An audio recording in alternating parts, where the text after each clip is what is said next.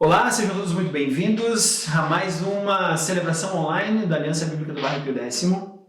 Eu quero dar um abraço em todos os nossos membros e dizer que ainda estamos esperando para nós abrirmos as nossas celebrações. E se você é nosso convidado e ainda não faz parte da nossa comunidade, seja muito bem-vindo e aproveite esse programa conosco.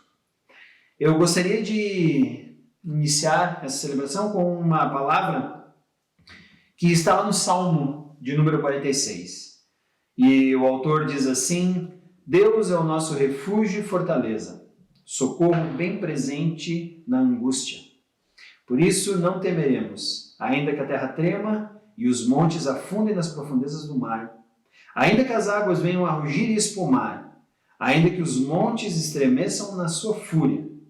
Há um rio cujas correntes alegram a cidade de Deus, o lugar santo das moradas do Altíssimo. Esse salmo vem nos dizer que Deus, embora as circunstâncias do mundo sejam complexas e duvidosas e cheias de incertezas, há um refúgio em Deus que nós podemos encontrar. E esse é o meu desejo para nós hoje. Que nós possamos encontrar refúgio em Deus e possamos saber que Ele está no controle disso tudo. O fato de nós estarmos em um momento de distanciamento social, com essa Covid-19, não significa que Deus perdeu o controle, muito pelo contrário. Deus ainda está no controle e Ele ainda é o único refúgio no qual nós podemos encontrar tranquilidade, paz e satisfação para a nossa alma. Então eu quero te convidar a partir de agora a participar da nossa celebração e nós vamos ter um feedback a respeito da nossa ação social e aquilo que elas estão fazendo. E para nós como comunidade isso é muito importante. Nós também teremos um momento missionário a respeito da VBS, que foi cancelada esse ano, e você viu semana passada o Peter falando para nós isso, e também participar do nosso momento de louvor e do nosso estudo, Palavra de Deus para nós nessa noite. Então que tenhamos todos uma excelente celebração. Olá pessoal, tudo bem com vocês? Esperamos que sim. Vim falar então um pouquinho sobre o Ministério da Ação Social da Aliança, onde estamos acompanhando 8 famílias carentes aqui da nossa cidade. Estamos levando a essas famílias cestas básicas, caixas de leite e produtos de higiene e limpeza a cada 10 dias. Também suprimos a necessidade de uma família que estava doente e precisou de um medicamento. Esse mês também vamos fazer uma oferta para o Pra Vida, que também está precisando de alguns recursos. Essa demanda e esses problemas têm sido suprido graças às doações e às ofertas de vocês. É uma demanda crescente. Então, a ação social conta com o apoio de vocês. Gostaria muito, então, que quem pudesse colabore com esse ministério. Precisamos de ofertas em dinheiro, cestas básicas e produtos de higiene e limpeza. Entre em contato, então, comigo e com a Alessandra, nos contacte. E também gostaria de agradecer ao Senhor nosso Deus, que tem nos provido tudo isso. E eu vou finalizar lendo um versículo de Hebreus 13 que diz o seguinte. Hebreus 13, 16 diz o seguinte: E não se esqueçam de fazer o bem e de repartir o que tem com os necessitados, pois esses são os sacrifícios que agradam a Deus. Muito obrigado. E a gente conta então com as ofertas, as doações e a colaboração de todos vocês, nossos irmãos da Igreja Aliança Pio Décimo. Boa noite, pessoal, tudo bem? Hoje, como Ministério de Missões, nós gostaríamos de trazer um pouquinho do feedback da VBS. A VBS, para quem não sabe, é um projeto que a gente tem junto com a Teach Beyond, o Camp Serra e a Teach Beyond, né? E a gente tem tocado esse projeto desde 2017 lá nos Estados Unidos, numa igreja na região de New England, onde é uma região que nos Estados Unidos que menos aceita o evangelho, né? É uma região bem fechada para a palavra de Deus e a gente começou esse projeto então em função da vinda do pessoal dessa igreja, da primeira igreja batista de Narragansett, que é a cidade onde a gente faz esse projeto. Eles vieram visitar o Acamp Serra e conheceram o trabalho do Acamp Serra. Com isso surgiu a ideia então de levar alguns brasileiros para lá para fazer o mesmo programa com as crianças na igreja. A situação desse ano, ela é um pouco mais complicada, né? Na verdade, a gente vai ter que mudar bastante o nosso planejamento em função do coronavírus. A gente já estava com o planejamento em andamento, né? Já estava com a equipe formada, com algumas pessoas também conseguindo os vistos que faltavam. Algumas pessoas da equipe já tinham passagens compradas e em função de tudo isso a gente precisou cancelar então essa programação. Com isso, então a gente conversou com o pessoal da igreja de lá e resolveu não fazer a VBS brasileira, né? No caso, que é os brasileiros que vão para lá e rodam essa programação. A gente sugeriu então para a igreja de lá, se o governo liberar essa questão de aglomeração de pessoas, enfim, para que eles possam tocar o projeto, fazer uma VBS um pouco mais reduzida com os recursos que eles têm lá, né? Então, basicamente, em relação à VBS é isso. Esse ano a gente precisou então cancelar a programação, porém a gente já começou com a mesma equipe que estava para esse ano a pensar a VBS para o ano que vem, né? Já começou a estruturar algumas coisas. O pessoal que estava pegando os vistos, que estava fazendo o processo de visto, então a gente encorajou a continuar para que ano que vem esteja já tudo pronto e que a gente possa já com antecedência já se organizar melhor ainda para esse projeto acontecer lá, né? Para quem não sabe, a VBS a tradução literal é a Escola Bíblica de Férias, né? A gente basicamente faz isso lá numa semana. Isso acontece durante uma semana de segunda a sexta. E a idade das crianças vão de 5 até mais ou menos 13 anos, né? Então essa é mais ou menos a faixa etária que a gente atende. E também, nos últimos anos, a gente tem tido cerca de 90 crianças, alguns dias mais, alguns dias menos, mas em média cerca de 90 crianças em toda a programação da VBS. Então, se vocês puderem estar orando por isso, né, pela igreja de lá também, por essas crianças que na maioria não frequentam uma igreja e têm a oportunidade de ouvir a palavra de Deus com essa programação, e também orando pela equipe, né, que estava toda organizada para ir e infelizmente não pudemos, mas a gente consegue assim se organizar também por ano que vem e contamos com a oração de vocês então para a gente estar mais forte, mais organizado no ano que vem, certo? Então, em relação à VBS, são essas informações que a gente tem. Uma informação importante que eu gostaria de trazer também, que a gente conversou com o Arthur essa semana e graças a Deus ele conseguiu o restante do sustento que faltava, né? Algumas pessoas ajudaram aqui da Aliança Pio X, também da Aliança de Bento, que ele nos falou. Então, é mais um motivo de alegria, né, que a gente pode ter no meio desse caos, que o Arthur e a família conseguiram então o sustento que precisava para se manter no Uruguai e continuar o projeto lá. Então, orem por isso também, para que eles continuem com os planos deles lá e que mais pessoas sejam alcançadas através do Arthur e da Pepita e do Luke também, certo? Boa noite, pessoal. Continuamos com nossas celebrações online por conta do isolamento social. E nessa noite eu quero iniciar o nosso momento de louvor lendo um salmo, é o Salmo 1. Ele diz assim: Como é feliz aquele que não segue o conselho dos ímpios, não imita a conduta dos pecadores, nem se assenta na roda dos zombadores.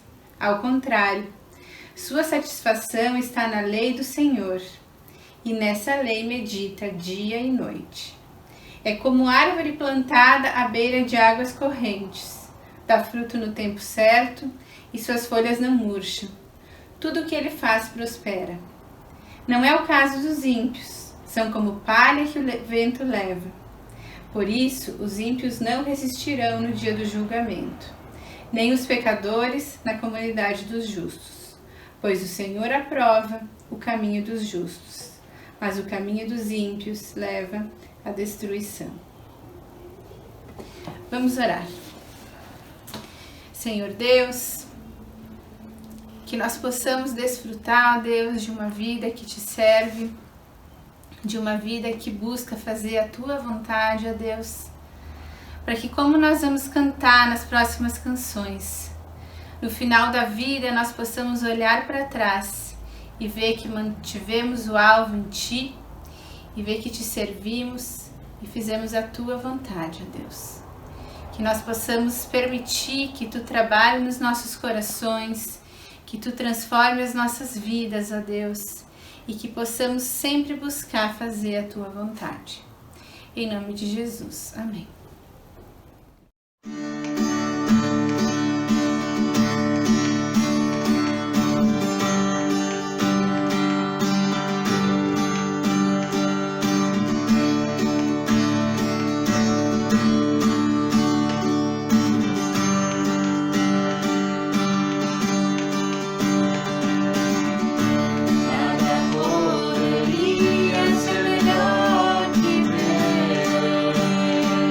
Melhor que ver.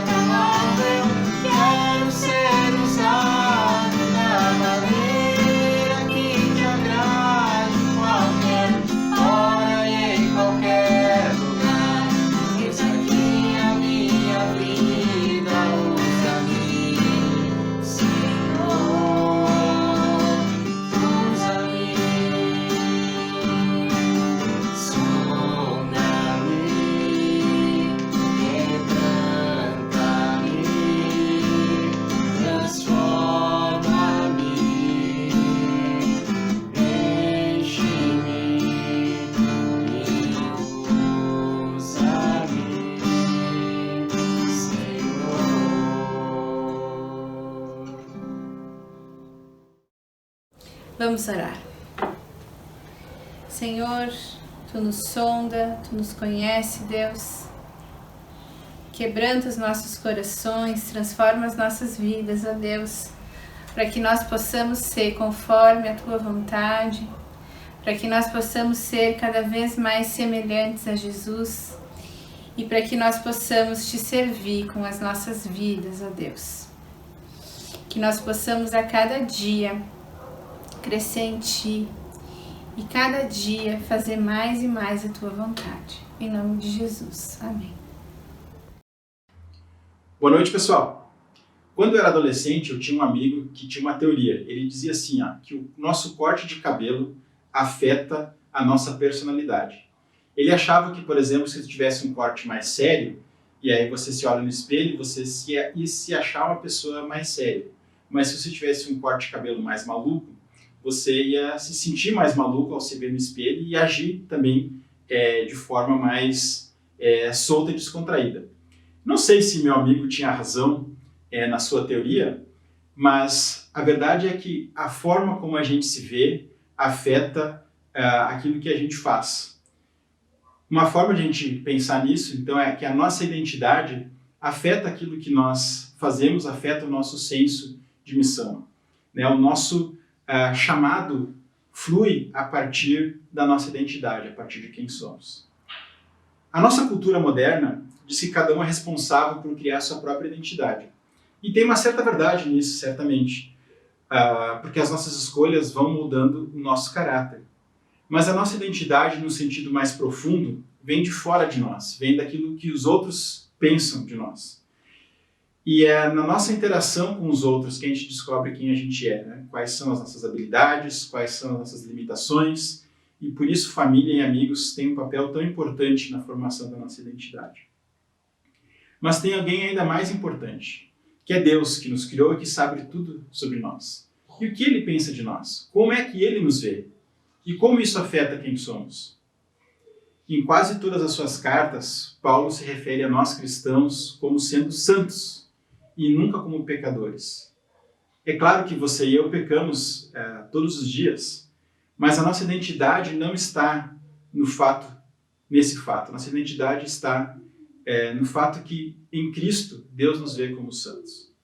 Mas o que isso significa?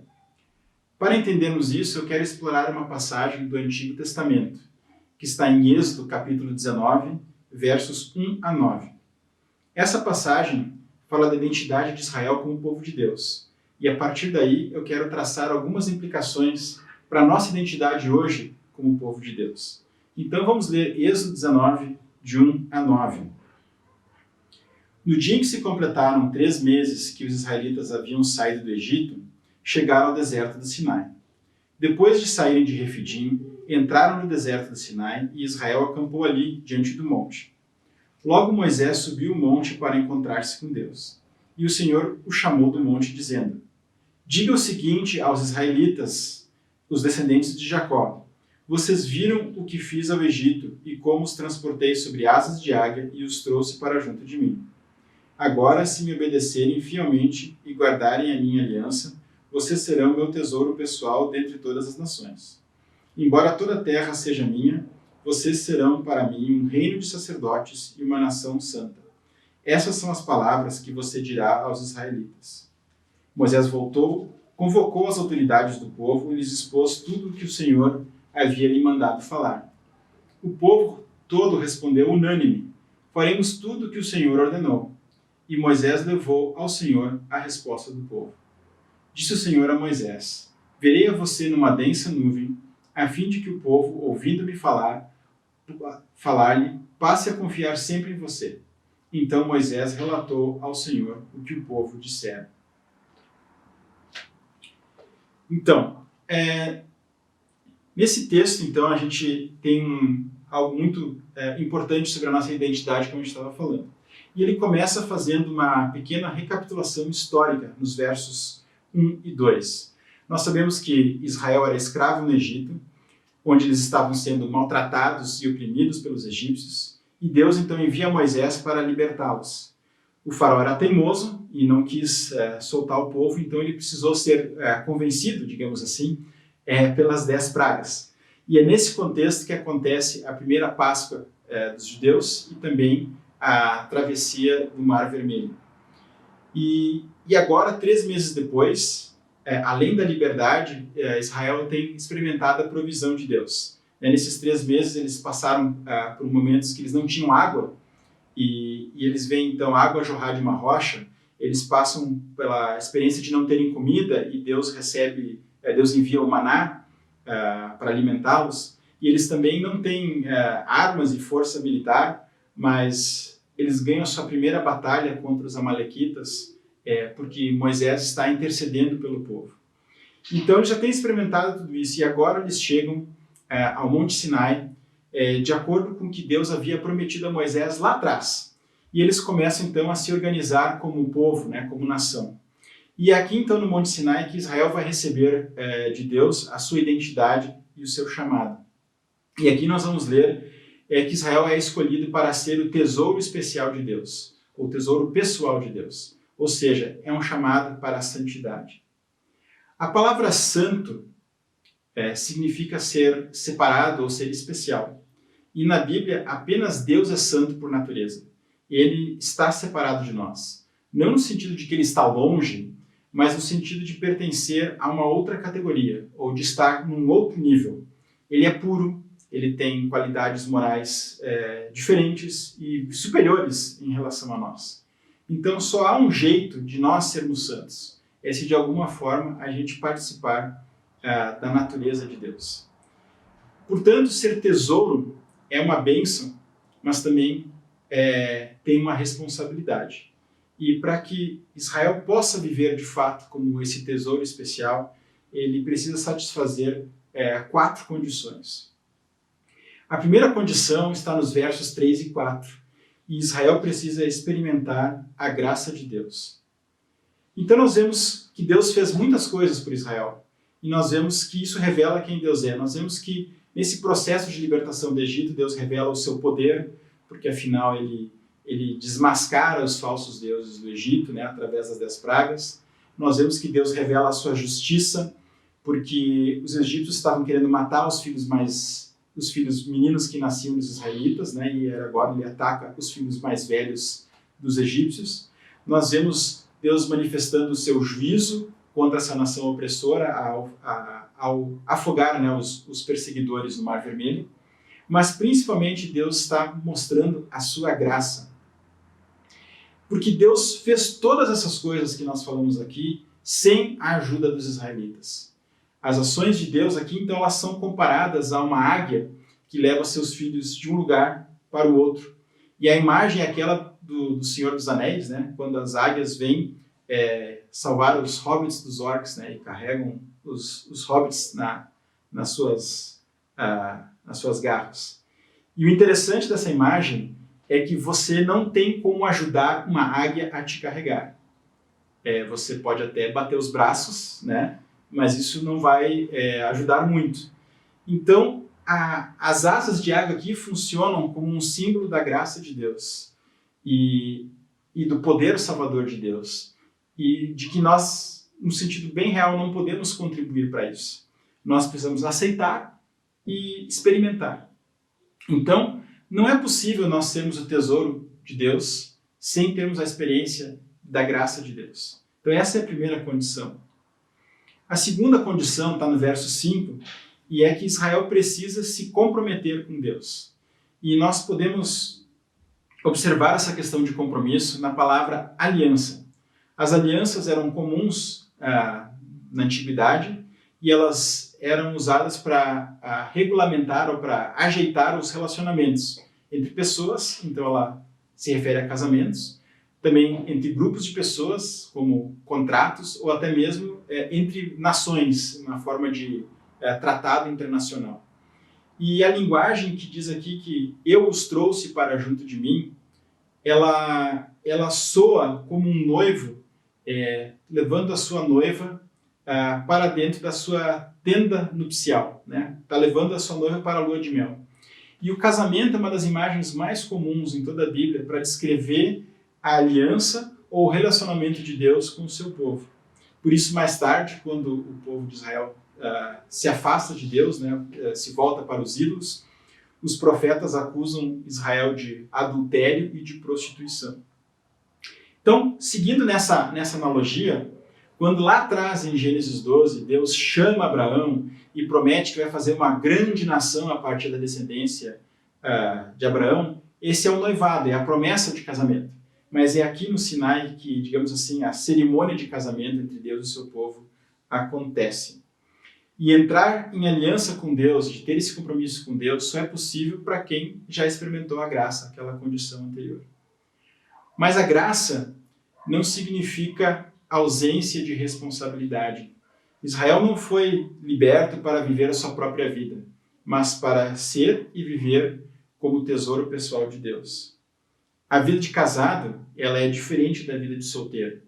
Quando a gente diz sim para o nosso cônjuge, a gente está dizendo não para todos os demais pretendentes. Então, esse compromisso assumido é a segunda condição. A terceira condição está no verso 6. E essa condição é que Israel precisa guardar esse compromisso, ou guardar essa aliança. Então, além de assumir o compromisso, ele precisa ser mantido através da obediência.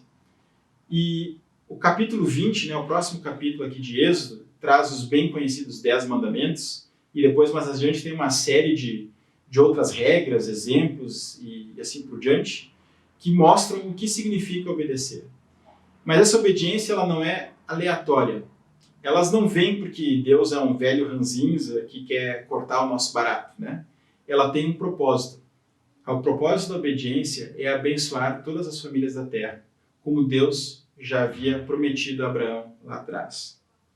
Mas como? Tem duas imagens aqui usadas no texto. Israel deve ser um reino de sacerdotes e deve ser uma nação santa.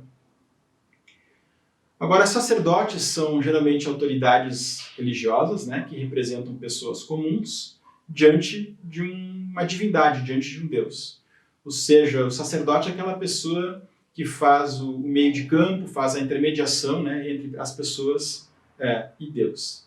E quem conhece bem o Antigo Testamento sabe que em Israel as pessoas normais não podiam simplesmente entrar no templo, somente os sacerdotes, né, porque eles eram os representantes das pessoas.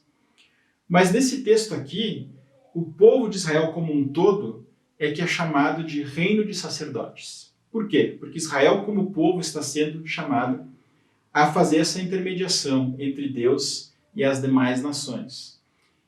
Israel deve então facilitar o acesso a Deus, facilitar com que as nações se cheguem a Deus. Mas para que isso aconteça, Israel tem que ser uma nação santa. Nós já vimos que a palavra santo tem a ver com aquilo que é especial e puro, como no caso de Deus, e que só Deus é verdadeiramente santo. Mas quando ele diz que Israel é o seu tesouro especial, o seu tesouro pessoal, ele está querendo dizer que Israel precisa participar da sua santidade, participar da sua pureza, participar das suas qualidades morais superiores. Ser uma nação santa significa que Israel deveria estar separado das demais nações, mas não num sentido geográfico, né, ou físico. Afinal, Israel está indo morar cheio de vizinhos, né? Mas Israel deve estar separado das nações no sentido ético, no sentido moral. Israel deveria refletir o caráter de Deus para as nações à sua volta. E por isso, como já falamos, nos próximos capítulos de Êxodo nós temos os 10 mandamentos e uma série de exemplos que mostram na prática o que significa para Israel viver de forma santa naquela época. Então, ser tesouro especial de Deus não é um motivo de orgulho ou de ficar se achando, como Israel muitas vezes acabou fazendo, né?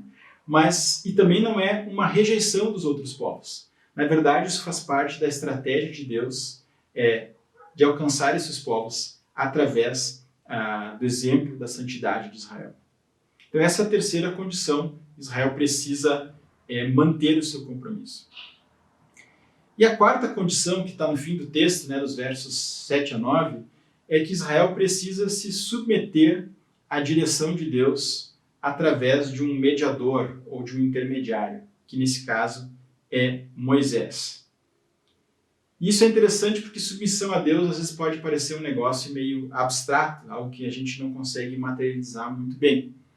E por isso Deus deixou algo concreto para Israel. Um líder, um porta-voz, alguém que pudesse dizer exatamente qual é a vontade de Deus para o povo. E essa pessoa aqui é Moisés. E essa submissão, então, ela se expressa aqui através de palavras e ações. Então, a salvação de Deus, como nós vimos, é pela graça. E ela vem a Israel, né, usando essa imagem do casamento, dizendo assim: Israel, você me aceita como seu legítimo esposo?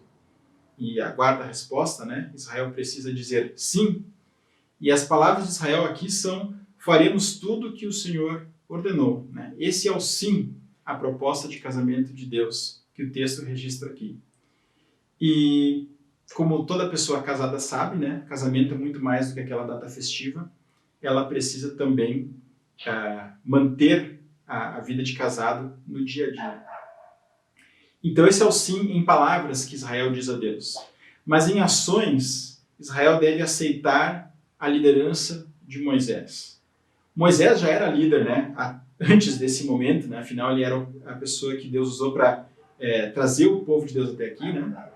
Mas agora Deus precisa, digamos assim, certificar que o povo vai aceitar o que Moisés tem a dizer, porque agora ele vai dar a lei para o povo. E assim, então, Deus fala a Moisés no meio de uma nuvem diante do povo, para que eles percebam que ele tem acesso especial a Deus e assim aceitem ele como o porta-voz oficial daquilo que Deus tem a dizer para eles. Então, Moisés é o que vai fazer com que tudo isso funcione. Então, essa é a quarta condição, né? O povo precisa se submeter à liderança de Moisés, porque é ele que vai ajudá-los a cumprirem os propósitos de Deus. Então, vamos dar uma pequena revisada até aqui. Nós vimos que a nossa identidade leva à nossa vocação, né? Ou seja, quem nós somos vai determinar aquilo que nós fazemos. Então, quem é Israel? Israel é esse tesouro especial, pessoal de Deus. E o que Israel deve fazer? Bem, deve ser esse intermediário, esse meio de campo entre Deus e as demais nações. E nós vimos que para que isso aconteça, 4 condições precisam ser cumpridas. Israel precisa experimentar a graça e a salvação de Deus, né? Lembrem-se das águias. Israel precisa se comprometer com Deus e entrar em aliança com Ele, né? Lembrem-se da imagem do casamento. Ele precisa guardar essa aliança com Deus através de uma vida correta, íntegra, de santidade, que está baseada na lei. Né? A gente pode lembrar aqui que a vida de casado tem seus compromissos. E precisa aceitar Moisés como seu líder, como o porta-voz de Deus, como uma forma de se submeter à autoridade de Deus. Mas o que isso tem a ver conosco? O que Israel tem a ver com a igreja? Afinal de contas, a gente não é o povo do Novo Testamento e o Antigo Testamento são águas passadas? Sim e não, né? Existem, de fato, muitas diferenças entre o Novo e o Antigo Testamento, entre Israel e a igreja. Mas o Deus é o mesmo e seus propósitos são os mesmos.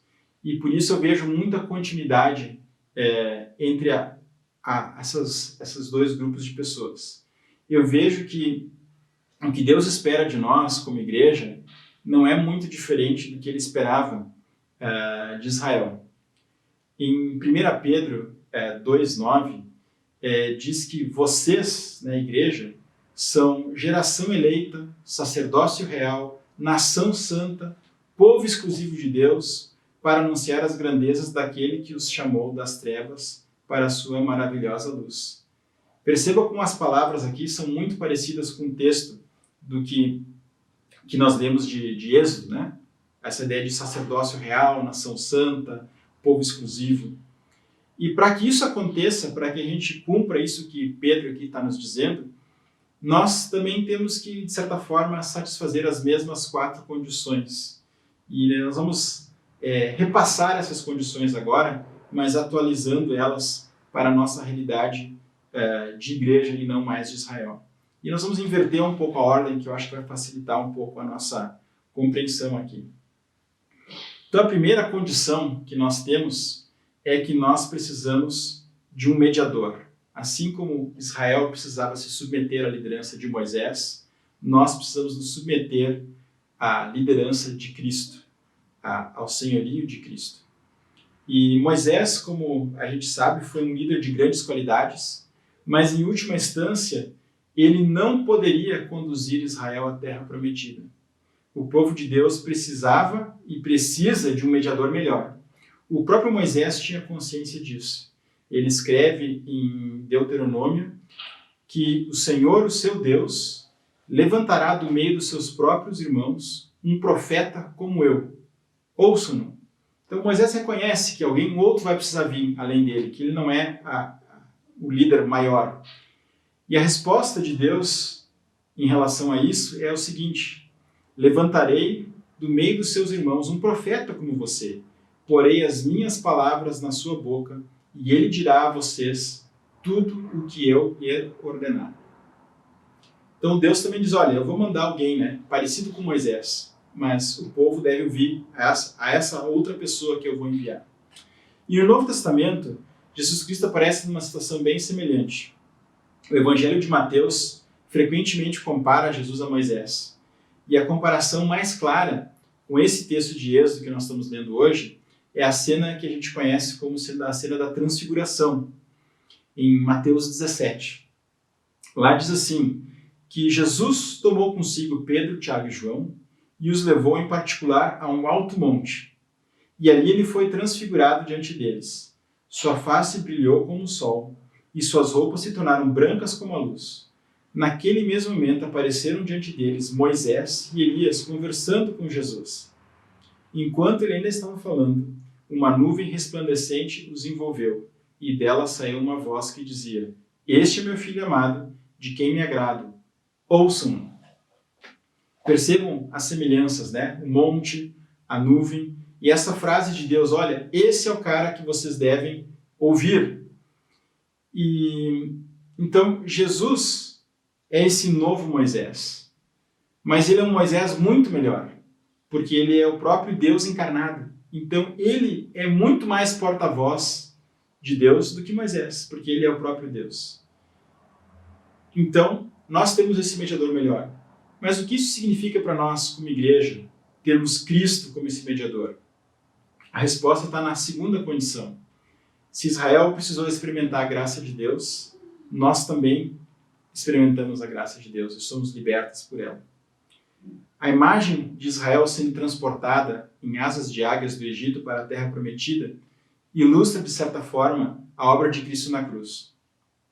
Lá, na cruz, ele demonstrou a sua graça e o seu poder salvador.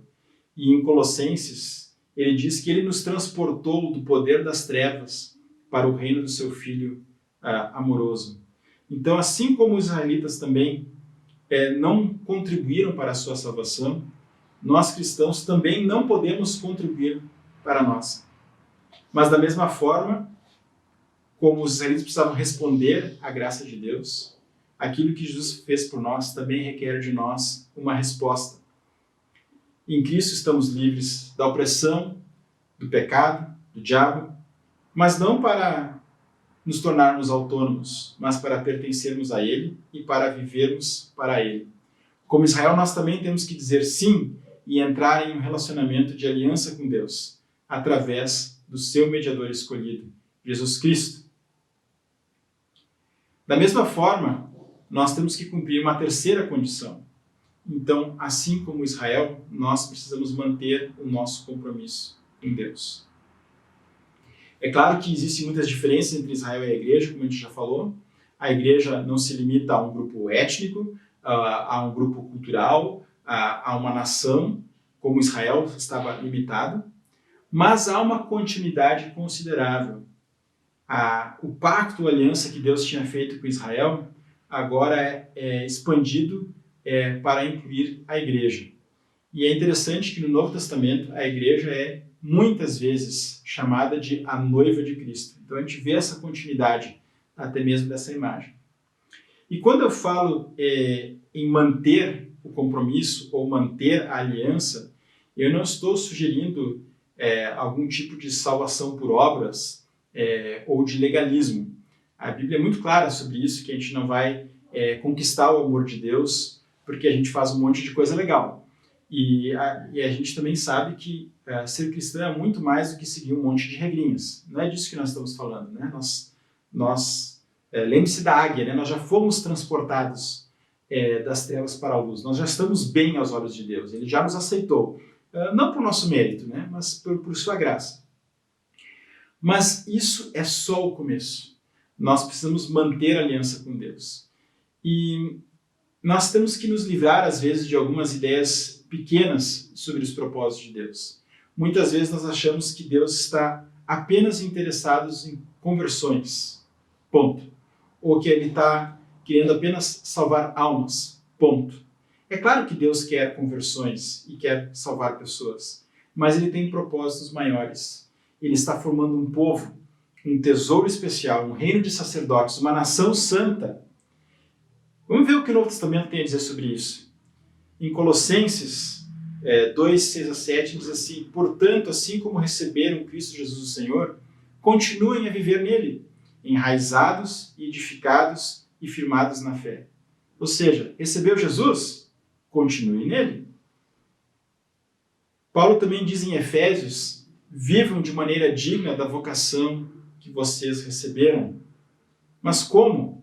Paulo continua em Tito dizendo assim: quero que você afirme e ensine categoricamente essas coisas, para que os que creem em Deus se empenhem na prática de boas obras. Por quê? Bem, Tiago responde. Tiago diz: assim como o corpo sem espírito está morto, também a fé sem obras está morta. Ou seja, nós precisamos dar continuidade a esse compromisso que nós temos com Jesus. E essa é a nossa terceira condição. A quarta condição é que, assim como Israel, nós precisamos responder com palavras e ações. A igreja não foi escolhida para rejeitar as outras pessoas. Não, a igreja é escolhida para ajudar as pessoas que não são parte dela a encontrarem Deus. A igreja é chamada a ser bênção às outras pessoas por meio de palavras e ações. Não palavras ou ações, mas palavras e ações. Que é muito fácil a gente escolher um só e esquecer o outro. Às vezes, nós falamos demais. Ou pior, às vezes nós falamos, mas nós não vivemos o que nós falamos. E quando isso acontece, nós perdemos todo o direito e toda a autoridade naquilo que nós falamos na nossa mensagem. Paulo, em Tito, capítulo 2, versos 9 e 10, ele diz algo muito interessante. Ele diz assim: ensine os escravos a se submeterem em tudo a seus senhores, a procurarem agradá-los, a não serem respondões, a não roubá-los, mas a mostrarem que são inteiramente dignos de confiança, para que assim tornem atraente em tudo o ensino de Deus, nosso Salvador. Eu gosto muito dessa ideia de tornar o ensino que traz salvação atraente através das nossas boas obras. Porque como é que nós vamos evangelizar o nosso chefe, o nosso vizinho, o nosso cônjuge, se o evangelho aparentemente para as pessoas nos deixa pior, nos deixa mais mal-humorado, mais grosseiro, mais, mais corrupto? Se as pessoas não verem isso, essa ligação entre palavras e ações, a coisa não vai ser convincente. Mas também, às vezes, nós falamos de menos. Nós gostamos daquela frase de Francisco de Assis, né, que diz: pregue o evangelho sempre e, se for necessário, use palavras. E eu gosto da frase, porque ela ressalta o ponto anterior, né? Ela fala dessa necessidade de nós termos uma vida coerente com nossas palavras. Mas é que mais cedo ou mais tarde as palavras sempre vão ser necessárias, se nós queremos alcançar as pessoas para Cristo. Então, o que significa para nós sermos santos, ou sermos esse tesouro pessoal de Deus? Significa que estamos livres do pecado e da opressão, nós podemos desfrutar da bênção de termos um relacionamento pessoal com Deus, e essas são excelentes notícias, né? É uma parte integral do Evangelho, e nós queremos que outras pessoas experimentem isso, e não apenas nós. Mas isso significa que a conversão é apenas o início da nossa vida com Deus, não é o destino final. Nós temos um papel a desempenhar no plano maior da redenção de Deus. Nós temos esse chamado de sermos um reino de sacerdotes e uma nação santa, de sermos o meio-campo entre Deus e os de fora, para que todos venham a experimentar a bênção de Deus.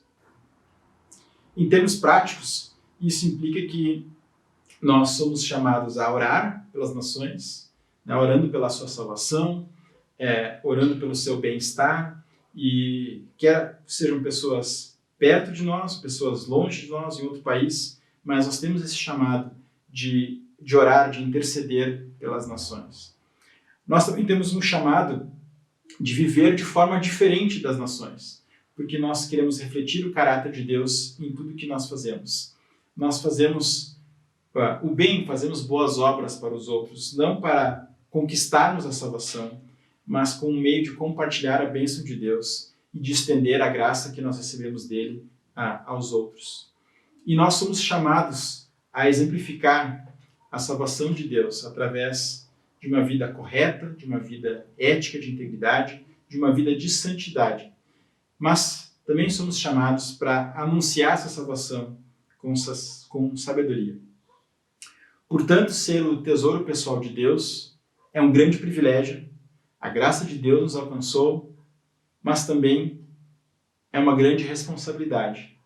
Envolve muita oração, envolve a prática contínua do bem, envolve falar desse Deus maravilhoso sempre que a gente tiver a oportunidade. Ser tesouro pessoal de Deus significa que nós experimentamos a salvação, significa que nós demonstramos a salvação e significa que nós anunciamos essa salvação. Vamos orar? Querido Pai, nós te agradecemos pela Tua graça que nos alcançou. Nós pedimos que Tua graça continue conosco, nos capacitando a andarmos contigo, a continuarmos contigo, Pai. E eu peço que Tu enchas o nosso coração com o senso de quem nós somos diante de Ti, que nós somos santos aos Teus olhos, e nos capacite, Pai, a vivermos de acordo com o que nós já somos e cumprirmos o nosso papel e o nosso chamado que Tu tens para nós. É o que pedimos, em nome de Jesus. Uma boa semana a todos, e hoje não tem cafezinho na Aliança, mas você pode tomar um café na sua casa, tá? Até mais, tchau!